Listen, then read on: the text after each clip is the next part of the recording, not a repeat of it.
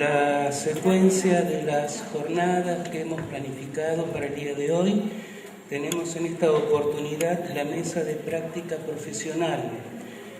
Contamos para ello con la presencia de la licenciada Lidia Zablowski y el licenciado Reinaldo Miranda.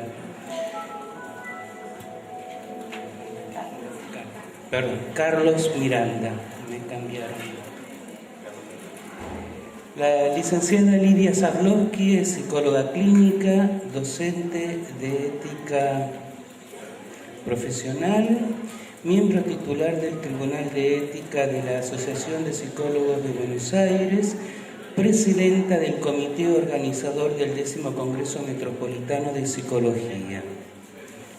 El licenciado Carlos Miranda es director del Departamento Prevención de la Violencia Familiar y el Abuso Infantil de la Asociación de Psicólogos de Buenos Aires, ex docente de la Facultad de Psicología de la Universidad de Buenos Aires, ex profesor adjunto de la Universidad John Fitzgerald Kennedy, terapeuta y supervisor de la Asociación de Psicólogos de Buenos Aires.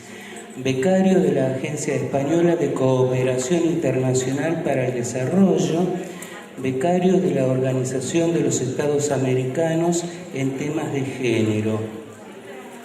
Es integrante del Grupo de Trabajo de Género del Consejo de Planeamiento Estratégico Buenos Aires 2016, director del Departamento Práctica Pericial Psicológica de la Asociación de Psicólogos de Buenos Aires. Habla en este momento la licenciada Lidia Zablowski.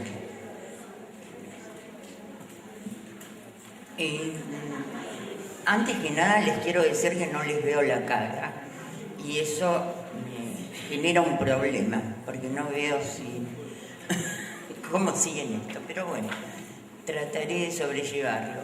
Y estoy agradecidísima de que me hayan convocado para este evento,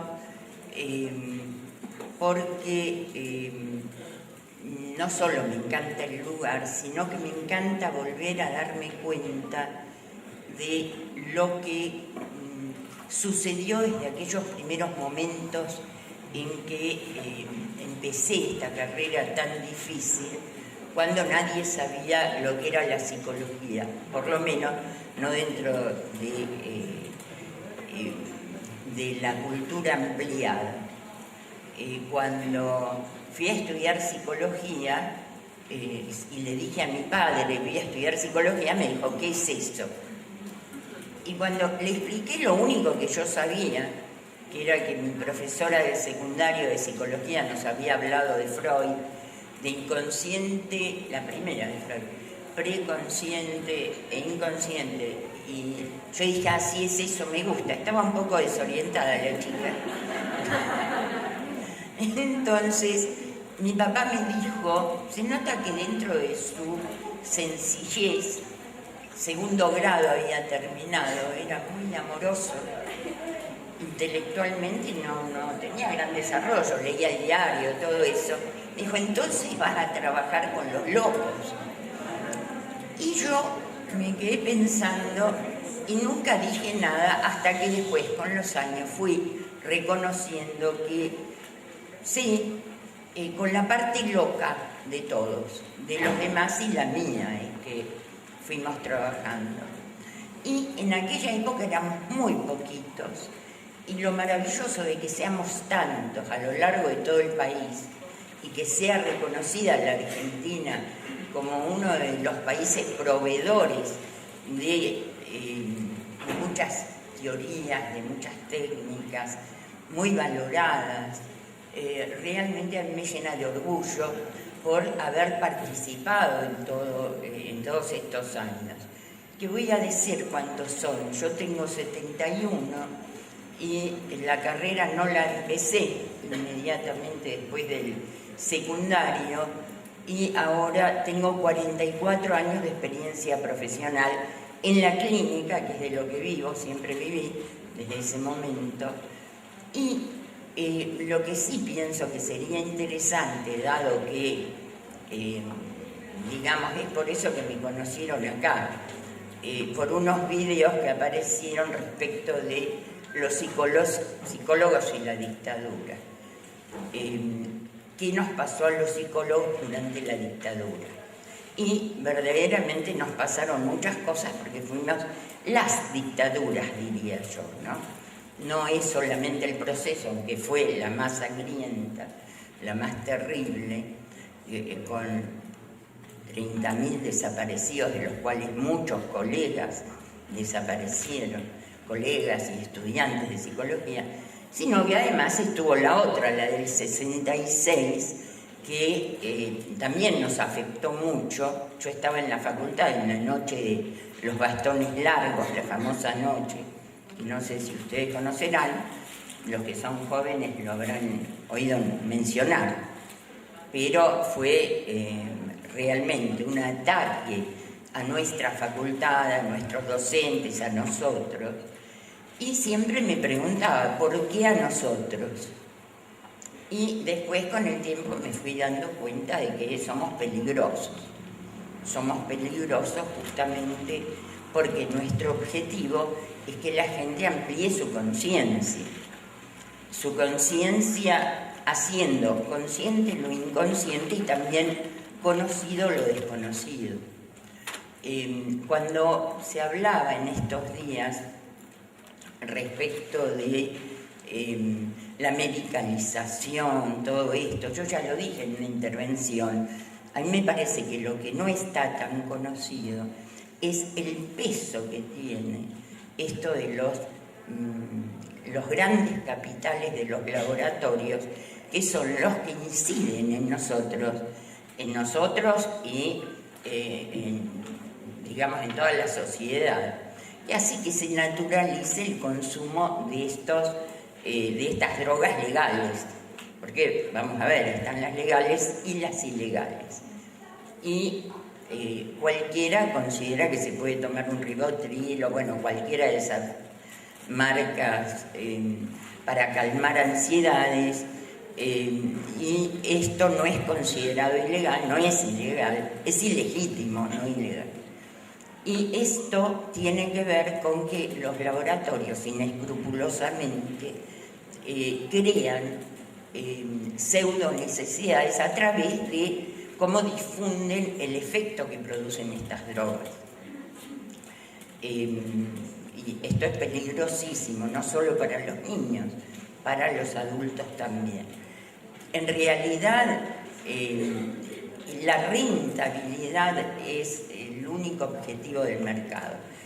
Lamentablemente creo que esta reflexión, que yo la llamo ética, respecto del conocimiento de dónde estamos viviendo, de cuáles son las fuerzas contra las que tenemos que luchar, es como definición que la rentabilidad tiene que arrasar con todo.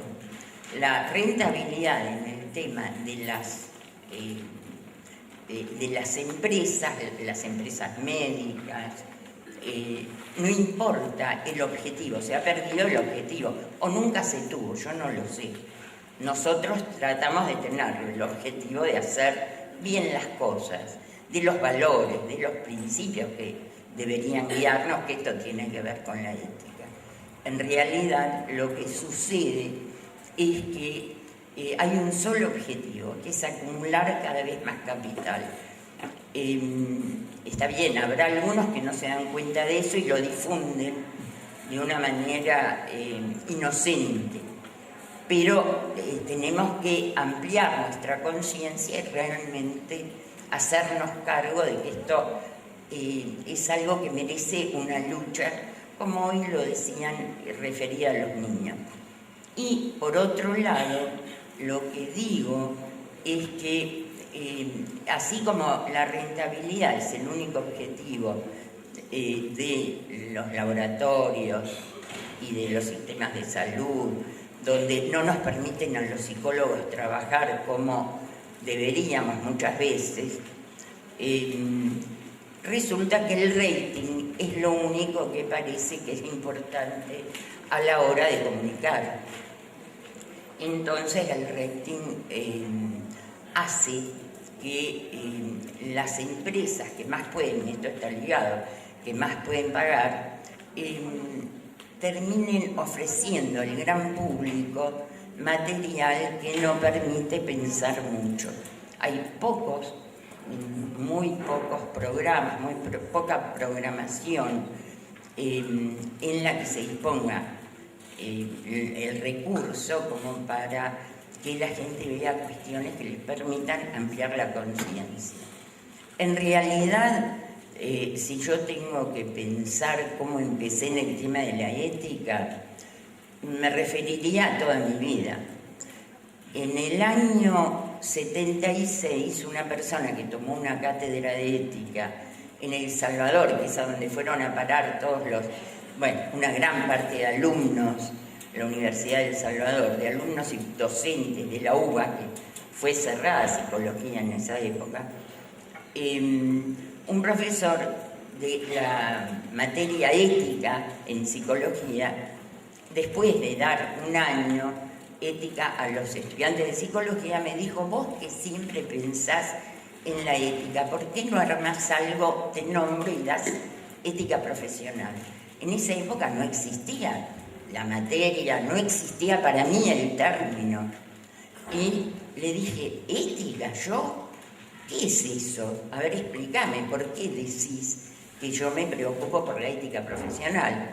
Y me explicó: cuando vos decís esto, te cuestionás esto del psicoanálisis, cuando vos te cuestionás tal otra cosa, y tenía razón. En realidad, yo me preocupaba por la ética sin saber que me estaba preocupando por la ética. Convoqué a un grupo de colegas y ahí empezamos, desde la docencia, a difundir una manera de concebir la ética que en esa época, por supuesto, no estaba relacionada con las normas. La ética no es lo mismo que una norma. La norma, yo digo que es como me sale una palabra medio desagradable, pero es como una coagulación de la ética. La ética es una constante reflexión incómoda, no nos da certezas, nos interpela permanentemente. No es grato estar todo el tiempo pensando esto está bien, está mal, corresponde, no corresponde.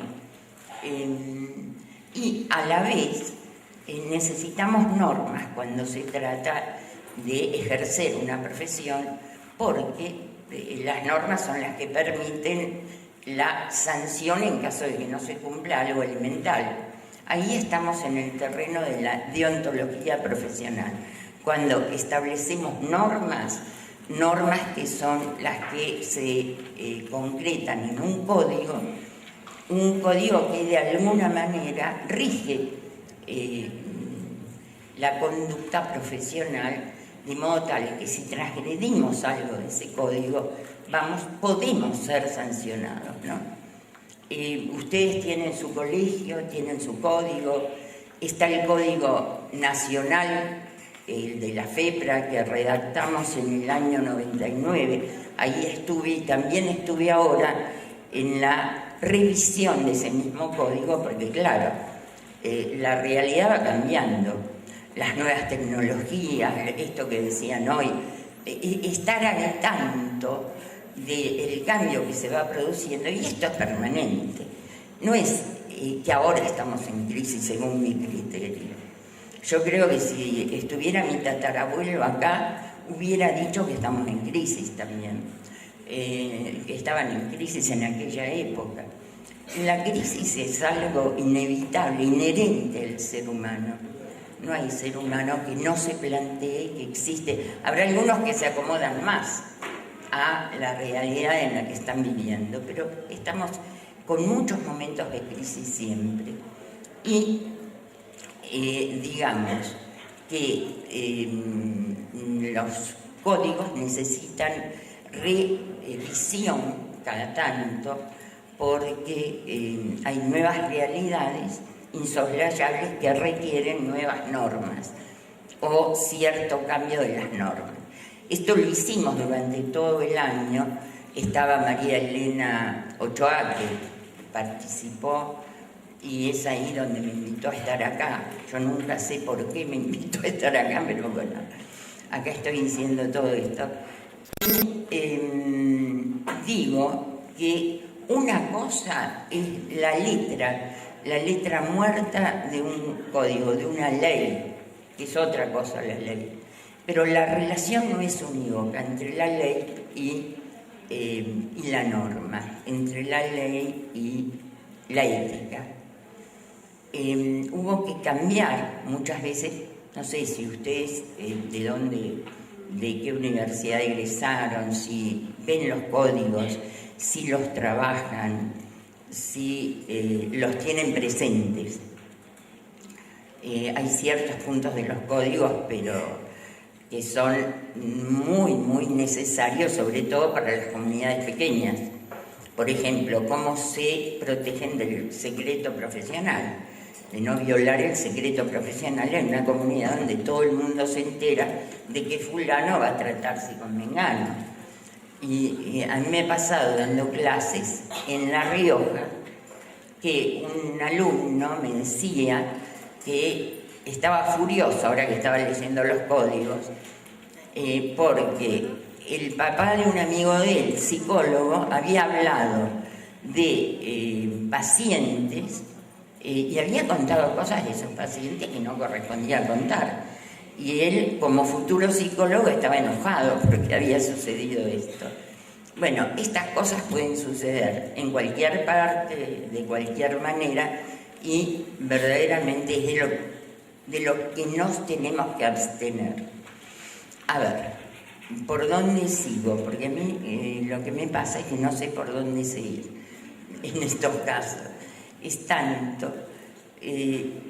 Estábamos con que la ética no es lo mismo que la norma, que los códigos, pero hay que cumplir con los códigos y solo en casos realmente excepcionales es que uno debe decir rompo con la ley, rompo con la norma, porque la ética me dice que debo romper con esto. ¿Y cuáles son esos casos? Ahí queda criterio de uno.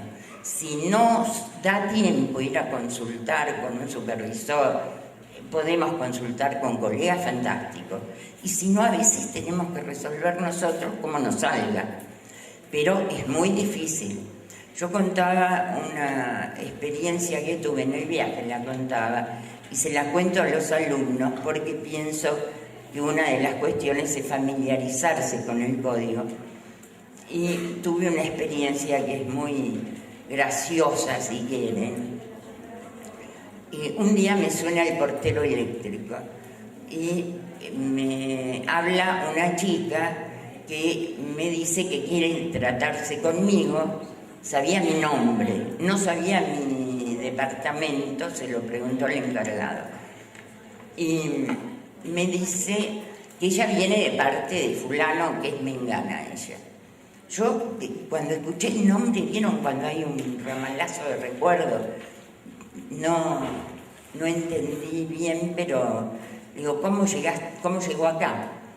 Porque mi hermano me recomendó. ¿Y quién es su hermano? Alumno de la facultad. ¿Y cómo sabía de mí? No, porque él le preguntó a un profesor, bueno, me hizo toda mi historia, la hago corta. La cosa es que le tuve que dar una hora porque dije, abandono de persona no puedo hacer, código. Y además, a pesar de que yo no tomo gente que me viene a tocar el timbre, fue la única vez que me pasó, en Capital esto no sucede. Por lo menos cuando uno vive así en un edificio. Bueno, la cosa es que llegó ella, se sentó, empezó a hablarme de su problema, lloraba porque estaba enamorada de un hombre que era casado y él había optado por su esposa. Bueno, yo escuchaba, lógico, una primera entrevista y me hablaba de su profesión y le pregunté, ¿cuál es su profesión?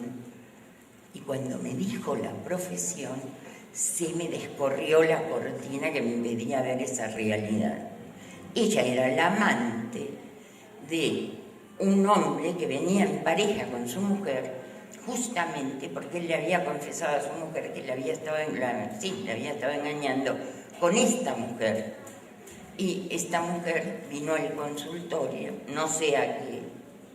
Yo le pregunté, ¿qué está haciendo usted acá? Me dijo, buscando ayuda. Le dije, sí, usted la necesita, no sabe cuánto, mucho más de lo que cree, pero yo no se la puedo dar. ¿Por qué? Porque yo no entiendo. Les digo que estas cosas me salieron sin pensarlas. Y esto es por tener el código muy incorporado, secreto profesional. Yo no le podía decir porque usted es la amante de fulano. Porque yo no atiendo a familiares de los alumnos de la facultad. ¿Por qué no? Por si mi analista anterior atendía a mi mamá y a mí. Bueno, tendría otro marco teórico. Desde el mío sería una perversión y yo no hago eso. Sí le puedo recomendar a alguien. Bueno, les digo que terminó esa noche llamando a ese alguien que yo le había recomendado y diciéndome a mí, mire, yo le quiero decir que no la quise tomar por tonta. Me quería hacer pisar el palito todavía. No sé de qué me habla, le dije. Me dice, lo único que quiero saber es si él habla de mí. No sé de qué me habla. Ahí terminó la historia. Pero lo cuento porque yo no sé si hubiera reaccionado de manera espontánea. ¿Qué hubiera pasado? Yo hubiera dicho, usted es fulana, la amante de Mengano. Y ahí, digamos, estaba muy mal posicionada, porque sí, ella se iba a enterar de que yo sabía quién era ella de una manera explícita por mí, y yo no sé lo que le hubiera ido a decir a él. Bueno, por eso digo que los códigos hay que leerlos, estudiarlos, familiarizarse. Y, por otra parte, digo que esta posición incómoda en la que estamos frente al tema de la ética tiene que ser algo que no escatimemos nunca, algo como que nos coloque en la situación de reconocer, por ejemplo, nosotros a veces hablamos muy mal de los médicos, sucede. Ahora, nosotros somos hijos de los médicos. El arte de curar estaba dedicado a los médicos. Freud fue médico. Freud porque se corrió éticamente de su padecimiento, porque veía el padecimiento de la gente que sufría y que no daban pico en bola, por decirlo de alguna manera. Él es que empieza a organizar esta teoría magnífica, que es el psicoanálisis, creo esto, y nosotros somos hijos de todo esto. Se va creando como una disciplina, aparte, que acá la trajeron médicos en principio. De hecho, la Asociación Psicoanalítica Argentina fue creada por médicos psicoanalistas que hacían esa carrera, ese posgrado, digamos, y que está bien, hubo un roce bastante fuerte durante mucho tiempo, porque no se nos permitía ingresar a la APA, a la famosa APA. Los psicólogos estudiamos en una universidad donde nos daban el título de psicólogos, pero sabíamos que legalmente no podíamos trabajar. Ahí está la diferencia entre ética y ley, por ejemplo. Había un artículo, una norma, una ley que decía que el arte de curar solamente lo podían ejercer los médicos, no los psicólogos. Era tanto así que nosotros, si atendíamos a alguien que era legítimo pero ilegal y nos pedían un certificado, teníamos que poner orientación psicológica, nunca tratamiento. ¿Cómo? Acá me dicen que llegó un tema. ¡Ay, qué suerte!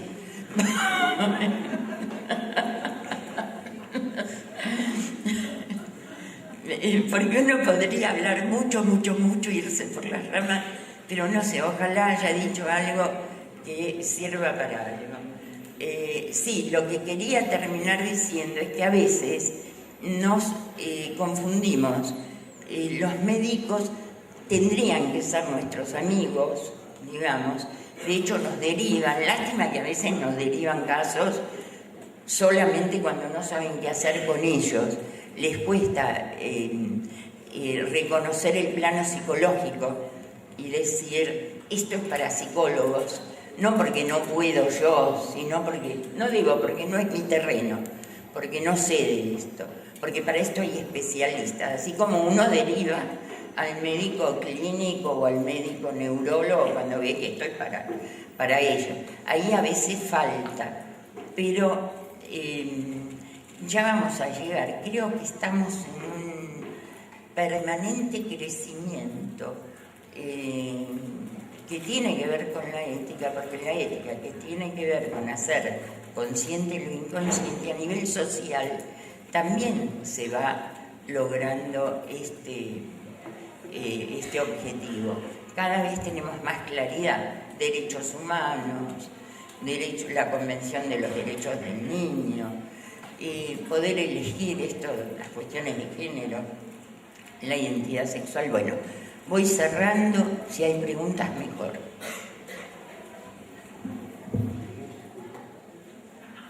Continuamos ahora con las palabras del licenciado Carlos Miranda. Luego hacemos un pequeño espacio para las preguntas, ¿sí? Hola.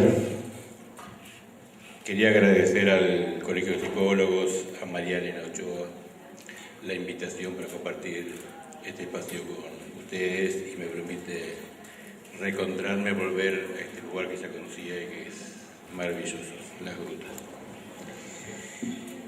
Bueno, al principio quería contarles algunas historias de mi práctica profesional. Mejor dicho, algunas frases, solo algunas frases rescatadas que están vinculadas a la perspectiva de género. En principio, ¿qué entendemos por género?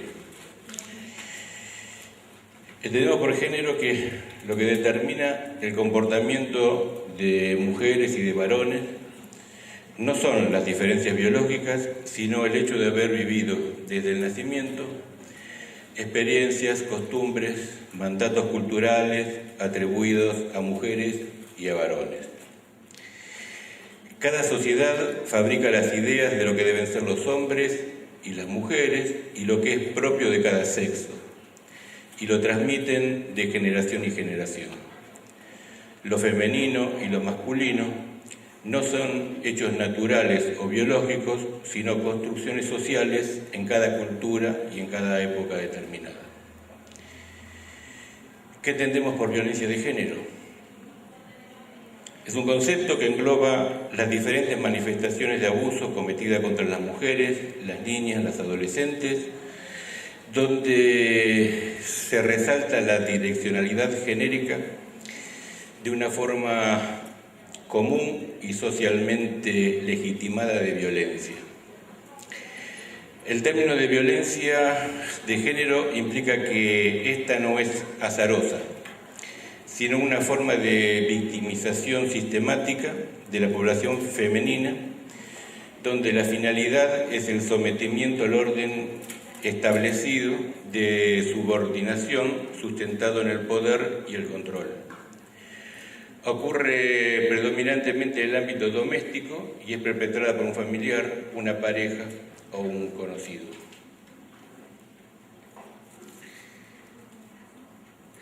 La primera frase que rescato,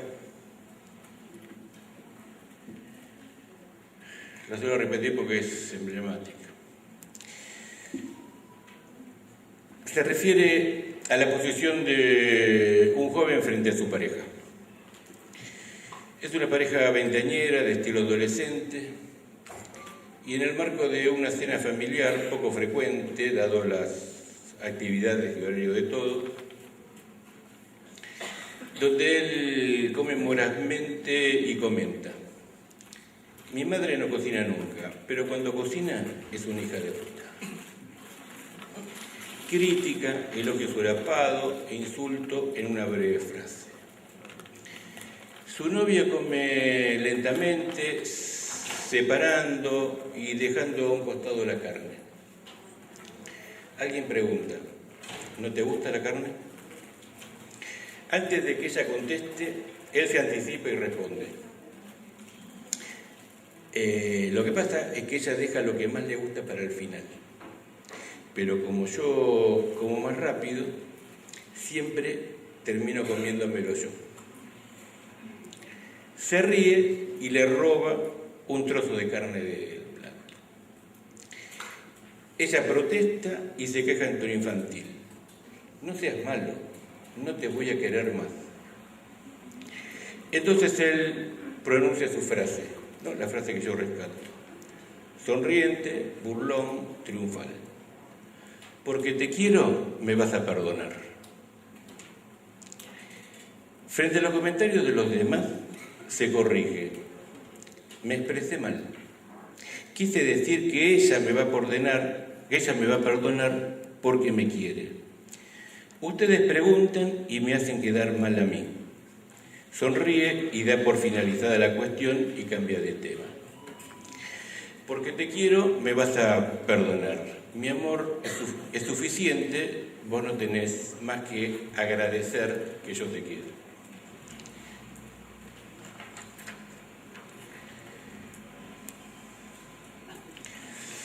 La segunda frase que rescato trata de la posición de una mujer frente a su pareja. Y cuando hablo de una mujer, te hablo de una mujer particular, no de las mujeres, sino de una mujer determinada en una relación determinada. No estamos generalizando. Es una joven de 30 años, con un hijo de 10, producto de un embarazo adolescente en el secundario. Un año antes de este embarazo había tenido otro embarazo que abortó.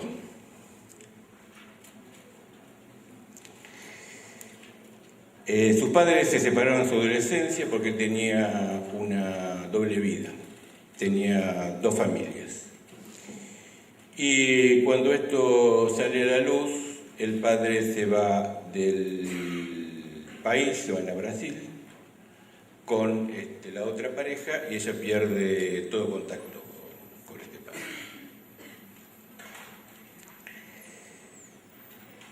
Se casa con el padre de su hijo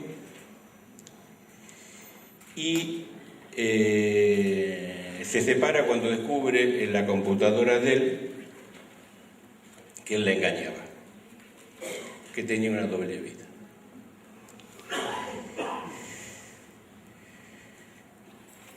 Comienza a salir con un amigo de la infancia recién separado,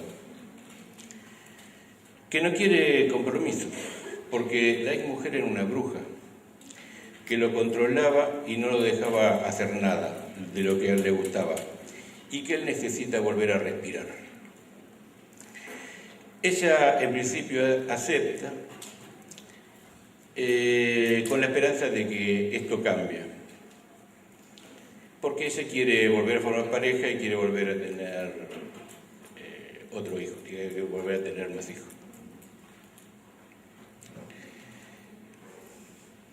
Al poco tiempo descubre en el celular de él que está saliendo con otras mujeres. Tiene una habilidad fantástica, él se levanta a buscar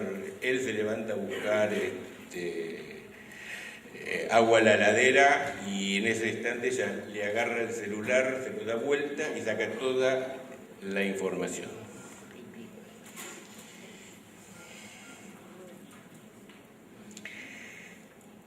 Incluso que descubre que estaba saliendo con una mujer de, no sé si Mercedes, de una ciudad a 150 kilómetros de Buenos Aires, Entonces ella se pregunta, ¿cómo no me di cuenta? ¿Cómo puede ser que él desaparezca, haga un trayecto, vuelva, si yo lo controlo y estoy todo el tiempo?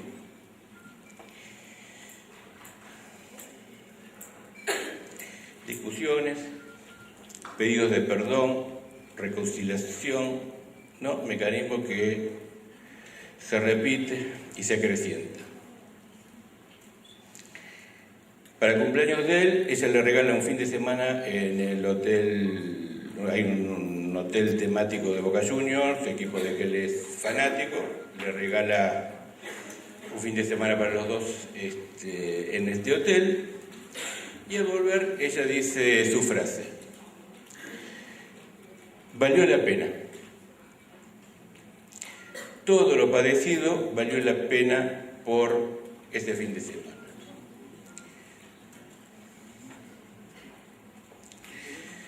Seis meses después se separan, porque el circuito se acelera, se incrementa, y ella se da cuenta de que no vale la pena.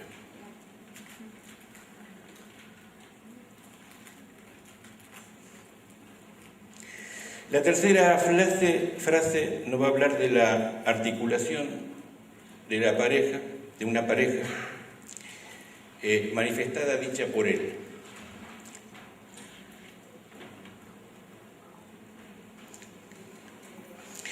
Es la misma joven que se separó. Y él es primo del joven del que se separó. Hay todo un periodo de cortejo donde él la llama, le habla del mensaje todo el tiempo, la sorprende con paseos, con cenas, regalos, durante este periodo de cortejo. Pero apenas se concreta la relación, cuando comienzan a tener relaciones sexuales, él comienza a tomar distancia, no la llama, se van espaciando los llamados y no responde a sus llamados. Y no le responde a los llamados. Ella se enoja, se enfurece, lo odia. Pero dice que no lo puede sostener, que esto ya no lo puede sostener. Porque cuando él me atiende, me da vuelta las cosas y en 2 minutos me convence. Vieron que hubo un video de un mensaje en un contestador, donde ella llama y reclama. ¿Vieron todos los reclamos? Cómo ella se va enojando y se va paseando. Y cuando le dice hola, ella cambia totalmente. Ay, ¿cómo estás, Roberto? Te estuve llamando. Bueno, no, representa esta situación que ella dice similar a esto.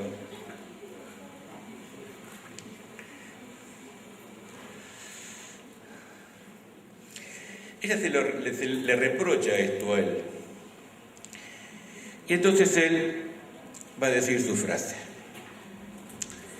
Mi terapeuta dice que yo soy un encantador de serpientes.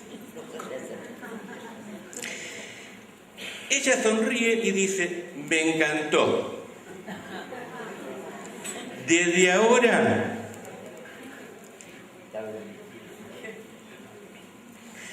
te voy a llamar así, encantador de serpientes. Y se queda, permanece, dejando de lado que si él es el encantador de serpientes, ella es la serpiente encantada, que va a estar encantada brevemente y que va a volver al canasto inmediatamente.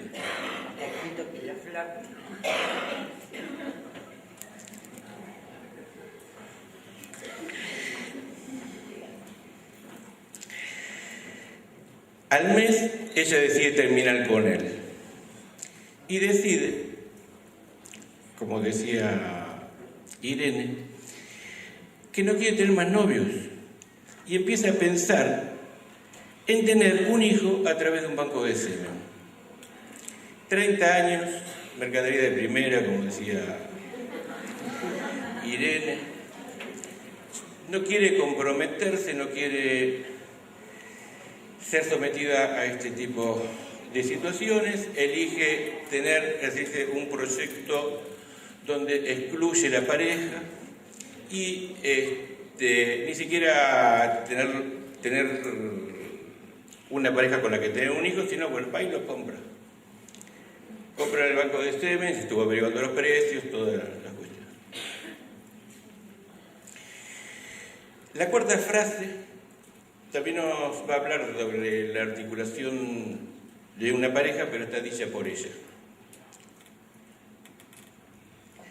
Él es técnico electrónico, de 50 años, es vegano, defensor de los derechos de animales, militante activo contra el maltrato a animales, contra la participación de los animales en los circos, es radioaficionado, concurre a la iglesia semanalmente, es aficionado a la náutica, se recibió de piloto de yate, es donante habitual de sangre y plasma y participa en campañas de divulgación sobre la donación de sangre. Aparte de todo esto, es un machista recalcitrante, violento y agresivo.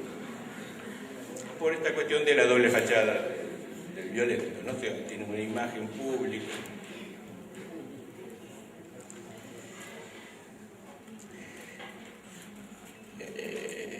Sus últimas parejas fueron técnicas de hemoterapia de los hospitales donde donaba habitualmente.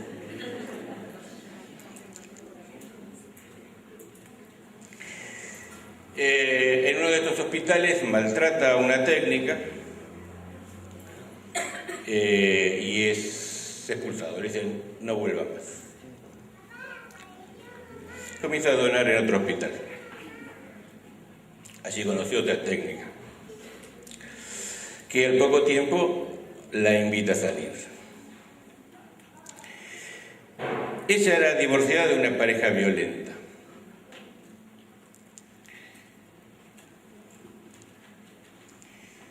El primer matrimonio de ellos se anuló el día de la boda, del registro civil. Cuando firma la libreta, entrega las libretas, empiezan sus compañeros de trabajo y de estudios, la mantean, la agarran, la levantan, la tiran por los aires. Él enloquece, se pone furioso. ¿Qué estás haciendo? ¿Cómo estás haciendo quedar frente a mi familia y a mis amigos? Y ahí, en el mismo registro civil, la pone contra la pared y le llena la cara de bollos. Ahí mismo se pide la anulación, pero se casa con una... Después se vuelve a casar con otra pareja violenta de la que se separa, con la que tiene un hijo, y que tiene un segundo hijo después de separados. Esta cosa que él venía a visitar al primer hijo y se queda a la fuerza, la viola y la embaraza.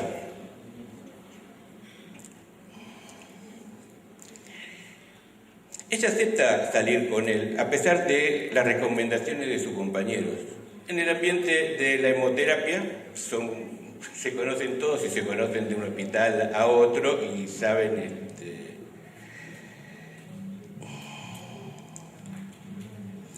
se lo comenta a él, que le reconoce que sí, que ha salido con otras técnicas.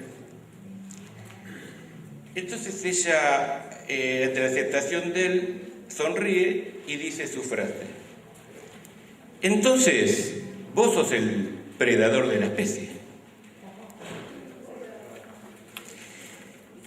Y se queda, dejando de lado que si él es el predador, ella es la víctima. Inician una relación, conviven y 2 años después se separan luego de innumerables discusiones, maltrato. La articulación de predador-víctima está presente desde el inicio y se va a desarrollar de acuerdo a lo esperado y va a tener un final esperado. Es cuestión de tiempo. La última frase la dice una mujer. Dice, porque yo nunca tuve sueños de viajar, de terminar una carrera. de triunfar en una actividad o profesión. Yo siempre fui una Susanita, refiriéndose al personaje de Mafalda. Y desde pequeña mi único sueño fue encontrar a alguien que me quiera. Lo que implicaba que no se siente, que no es querible. Porque te quiero me vas a perdonar. Valió la pena. Soy el encantador de serpiente. Sos el predador de la especie.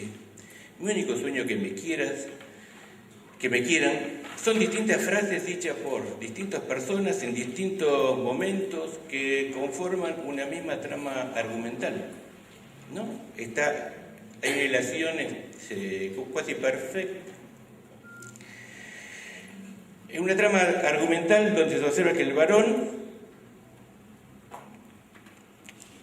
hay narcisismo extremo, donde el otro va a quedar relegado a una posición de objeto, donde lo dicho se minimiza, donde no se reconoce la conducta del maltrato y donde son los otros los que lo hacen quedar mal y sentir como perjudicados. Trama argumental donde a la mujer se la observa desorientada, con sentimientos de soledad, disminución de la autoestima, vulnerable, indefensa, con sentimientos de impotencia y tendencia al aislamiento.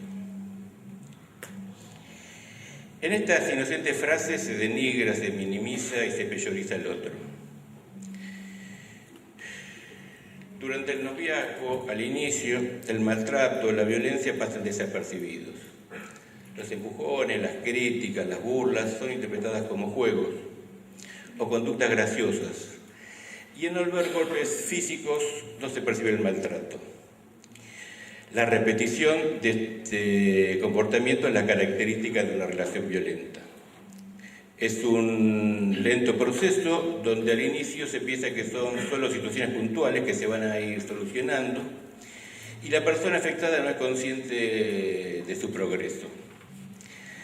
La violencia se inicia de manera lenta, escalonada, aumentando en modo progresivo en intensidad y frecuencia en el conocido ciclo de la violencia de género. Acumulación de tensión, reproches, celos, silencio, descarga de tensión, en gritos, amenazas, golpes, y luna de miel, arrepentimiento, promesa de cambio, interés sexual, regalos, tranquilidad. Un ciclo que se va acelerando y amplificando.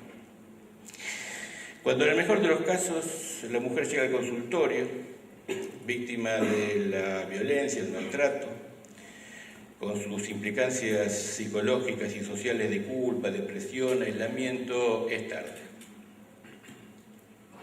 No tarde porque no se la pueda ayudar a paliar, procesar, resignificar, revertir su historia. Es tarde porque estamos actuando 5, 10, 15, 20 años después, porque no hubo prevención. El mejor instrumento para combatir la violencia y el maltrato es la prevención, incluyendo la perspectiva de género en el espacio de la cultura y promoviendo acciones tendientes a eliminar los estereotipos y el lenguaje sexista en los medios de comunicación. Frase de una película que no recuerdo, pero sí me quedó grabado la frase. Un personaje le pregunta al otro: ¿cuándo comenzó Noé a construir el arca? Antes de que empiece a llover, ¿no? Este es el tema de la prevención, ¿no? Actuar antes de que los hechos sucedan. Ya voy. Está de acuerdo.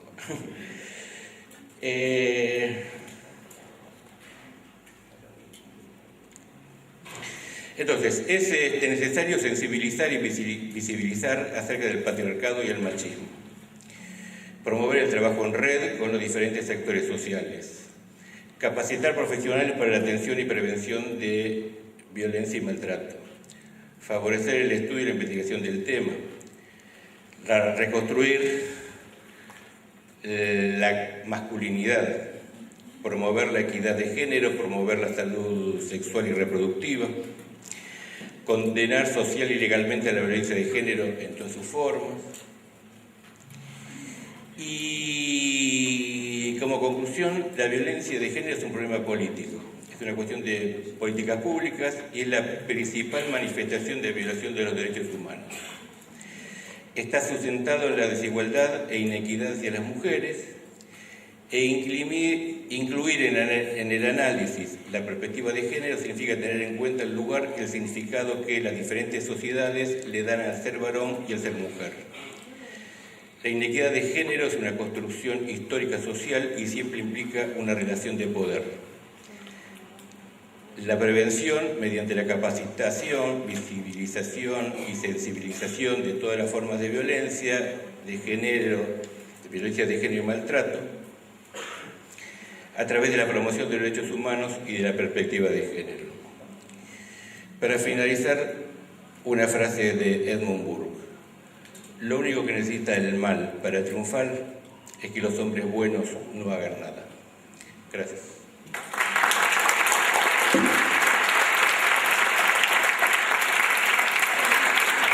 Y me olvidé de decir algunas cuestiones que me parecen interesantes.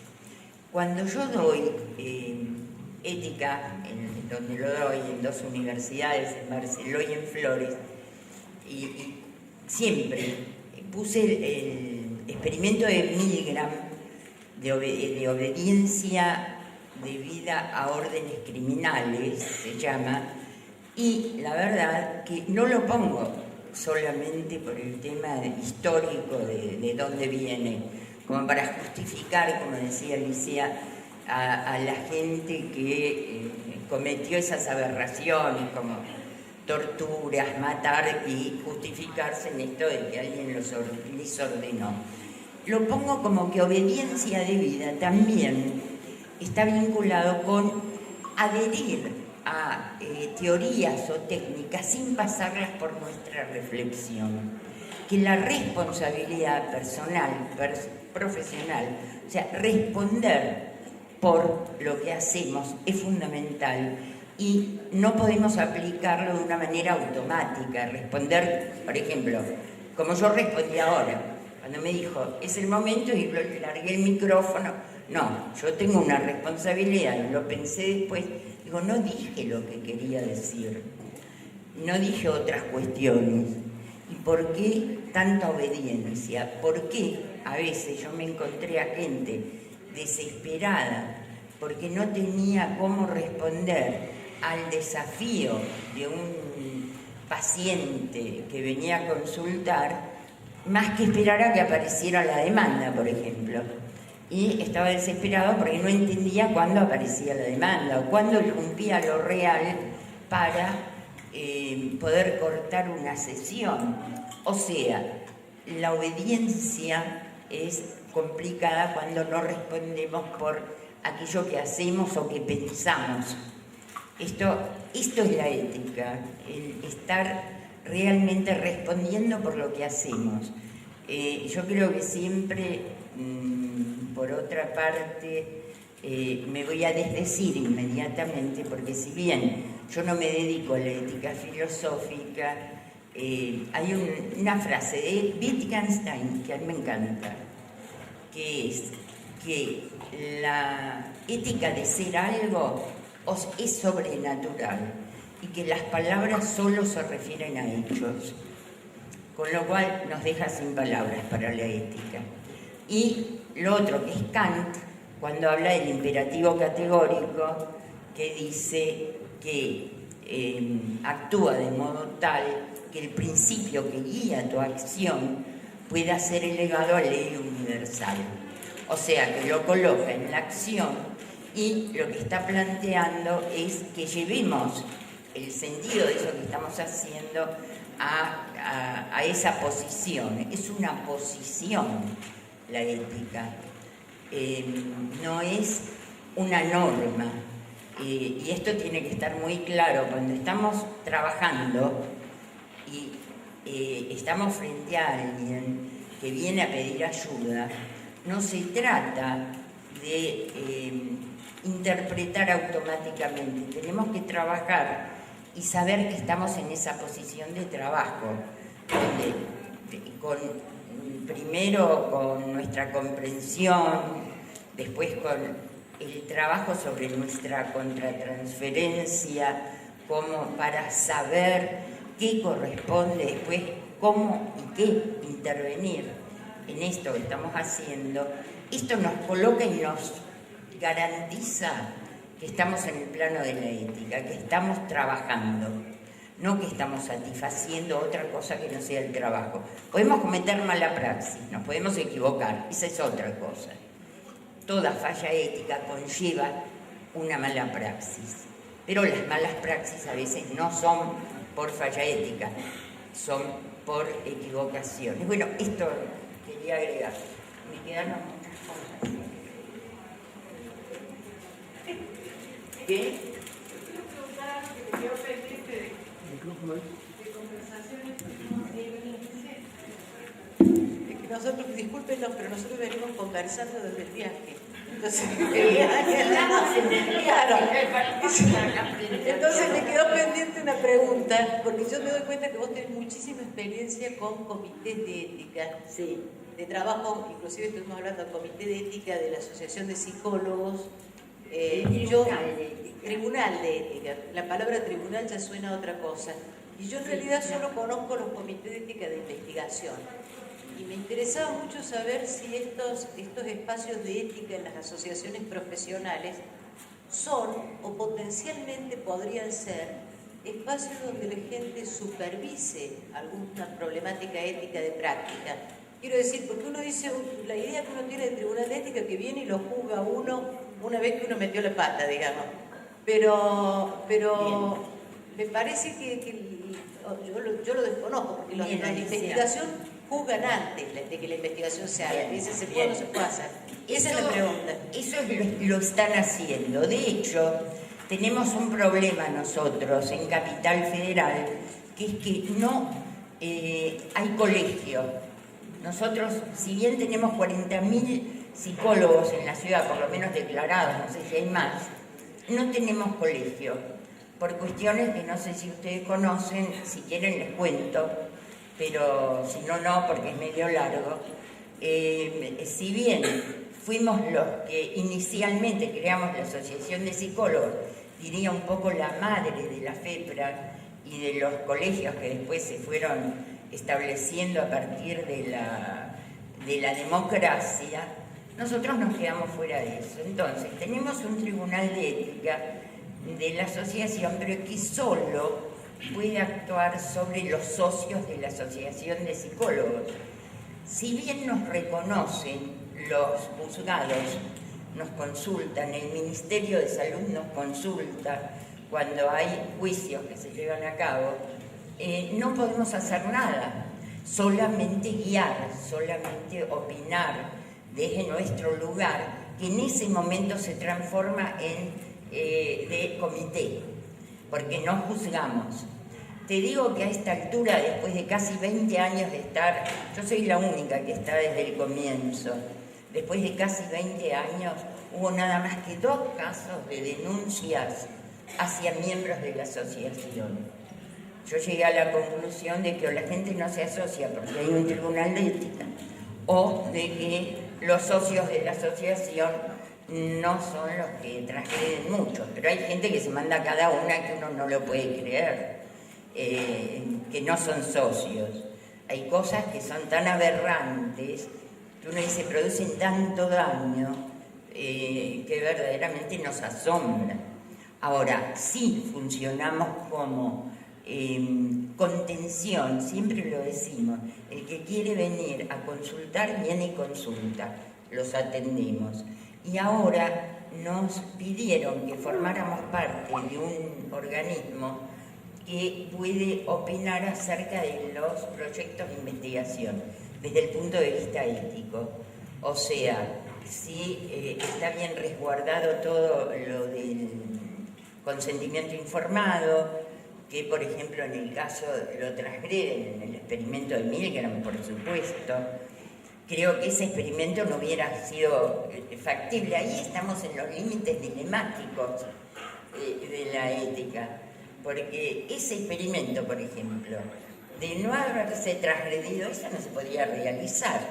Ahora, ¿para qué sirve? Y yo creo que es interesante saber cómo en un momento determinado una persona puede no tener en cuenta el daño que está produciendo por obedecer, por más que vos decís, Alicia, yo te escuché, creo que dijiste, que no corresponde, y sin embargo yo creo que es del humano, no es solo Estados Unidos, creo que los humanos podemos o no debatirnos acerca de si hacemos caso o no, hasta en este mínimo gesto que yo tuve de hacer caso, porque es una tendencia mía. A ver, como una vez me dijeron doblar acá y yo doblé y era la avenida San Juan de contramano. A ver, por eso lucho mucho contra eso y creo que por eso estoy en el tema de la ética, porque me convoca mucho desde ahí. Sí, allá levantan la mano. Yo quería preguntarle una cuestión práctica. Nosotros formamos parte de un organismo proteccional de derechos de los niños y desde el equipo interdisciplinario tenemos que remitir informes permanentes a la justicia. Y siempre surge la pregunta esta de cuál es el límite ético de lo que se informa. Porque para que esa decisión que nosotros, para que la decisión que estamos tomando por allí como el organismo proteccional tenga un fundamento en el cuerpo del informe, tiene que ir la cuestión descriptiva para que dé cuenta de eso que después voy a opinar como opinión profesional. Entonces, por allí aparece siempre esta discusión. Yo no soy psicólogo, soy trabajadora social, pero bueno, también en nuestro campo es permanente esta discusión, y por allí, quedamos ahí. Es muy difícil. A ver, siempre decimos que cuando se presenta algo ante la justicia, tiene que decirse lo menos posible a aquellos que nos preguntan, pero sin que quede algún dato que pueda producir algún daño al niño, a quien fuere, posteriormente. Algo de su privacidad. Hay un derecho básico que es el derecho a la privacidad, el derecho a la confidencialidad. Nosotros no podemos transgredir esto porque estamos dañando.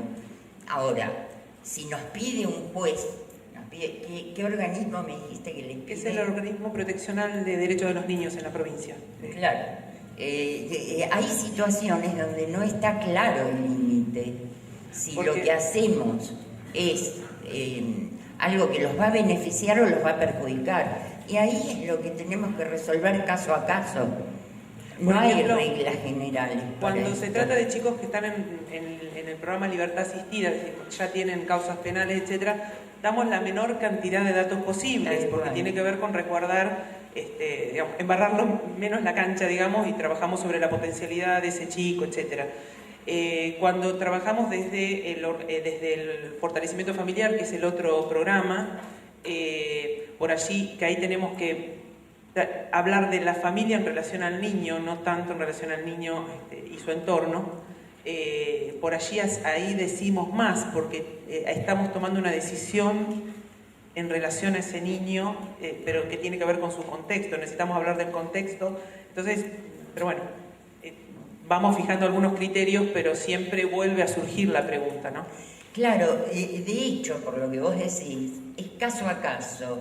Se van preguntando desde un lugar de debate entre ustedes respecto de qué es lo más conveniente para ese sujeto, niño o quien fuese.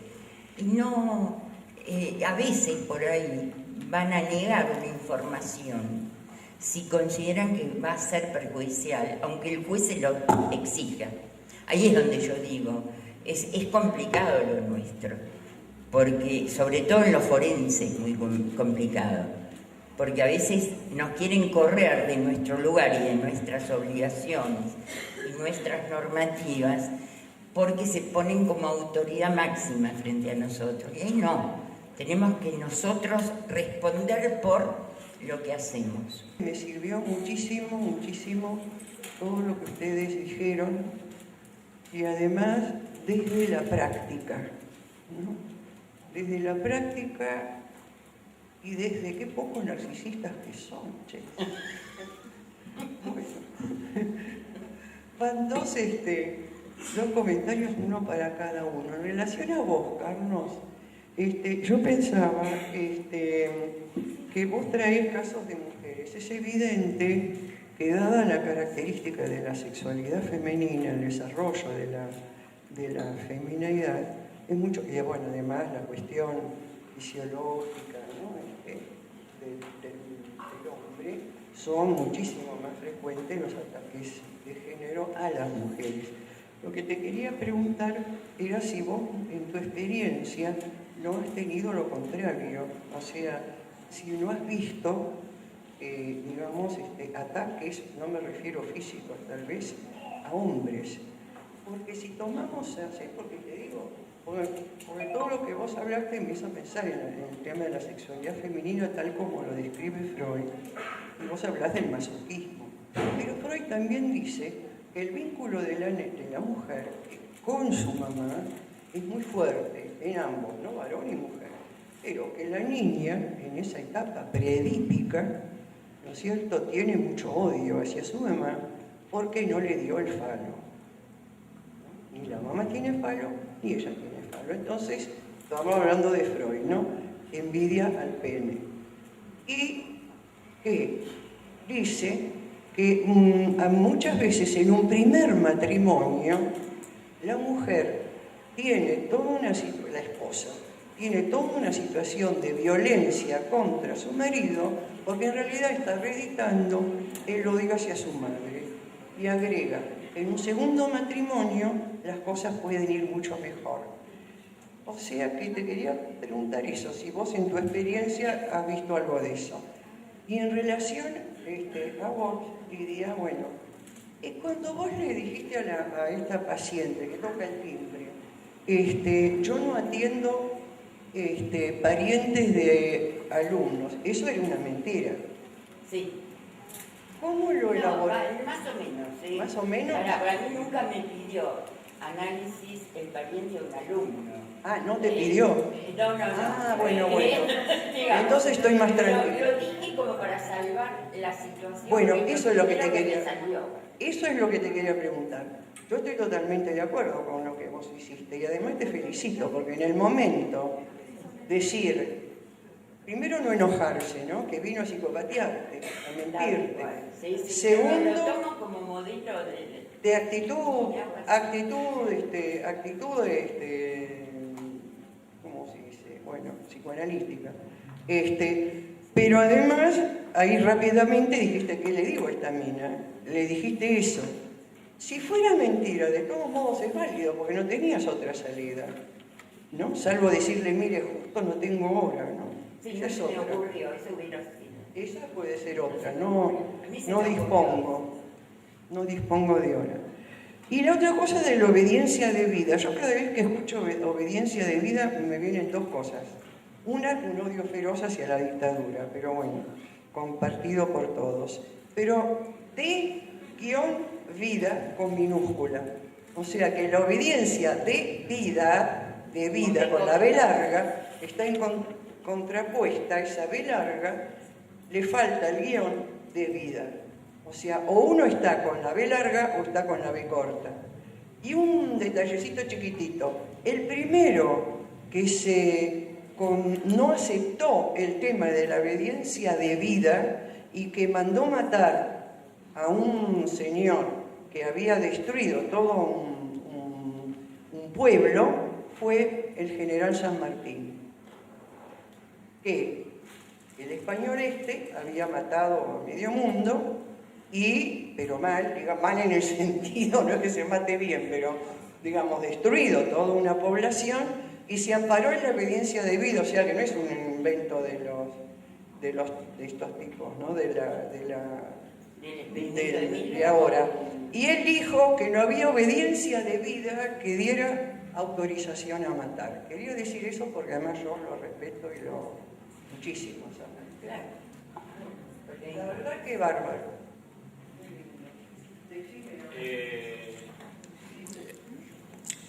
No hablé solo de mujeres, yo busqué el equilibrio en decir frases de hombres, de mujeres.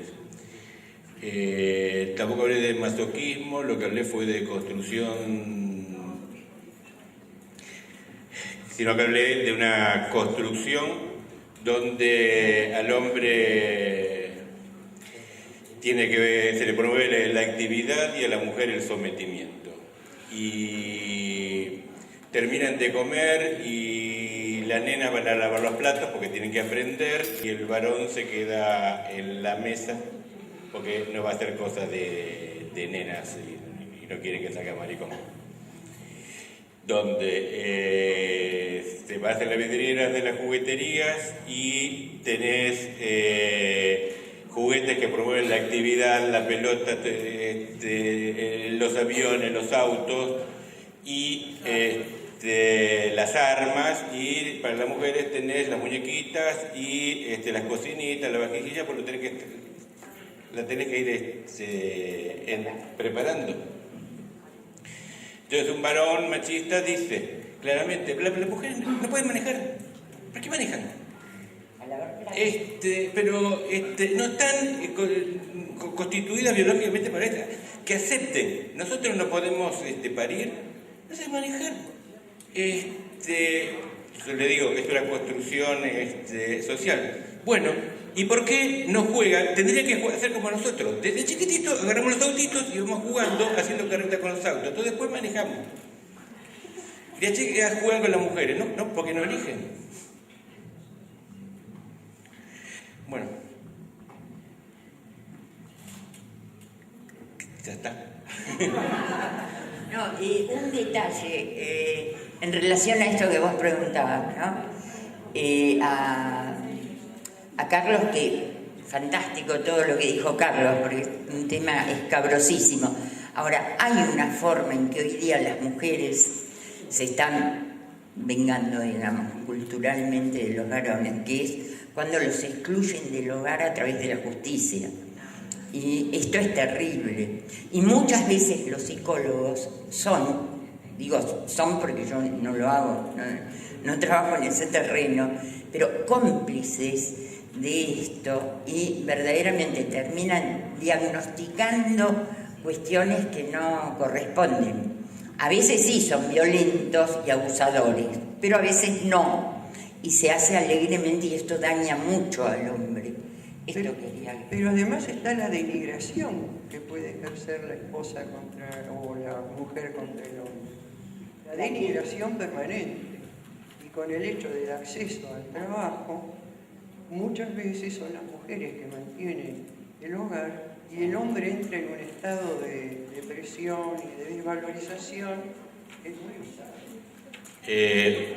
Una cosa me olvidé de responderte sobre si no observaba casos donde la violencia fuese inversa.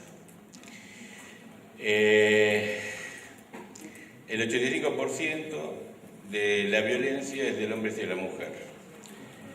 Hay un 10% de la mujer hacia el hombre y un 5% de violencia cruzada. Estadísticas variables, estimadas, pero como en esos porcentajes. Y así como, por ahí no coincido totalmente, de que muchas veces se utiliza el argumento, o sea, hay un mito, una falsa creencia de que las mujeres piden la inclusión del hogar sobre violencia de género, como que hay un sobreabuso para obtener ganancias. También los varones están pidiendo la tenencia porque saben que es el punto donde más les duele y a veces no les interesa tanto, no es una cuestión de afecto, de amor, de paternidad, sino de que ella sufra y quitarle, porque la cuestión del violento es que no renuncia, porque ella es de su propiedad. Porque si ella es una bruja, es insoportable, es mala, cocina mal, es fea, ¿para qué sigue? Sigue porque es su propiedad y no quiere renunciar. Pero Y donde vos le va a sos hacer más donar... feminista que yo. ¿Qué? Sos más feminista que yo. Hay casos, no creo Hay- que se pueda no, generalizar. No, estamos hablando de predominancia, obviamente, no estamos hablando de... Sí. Bueno,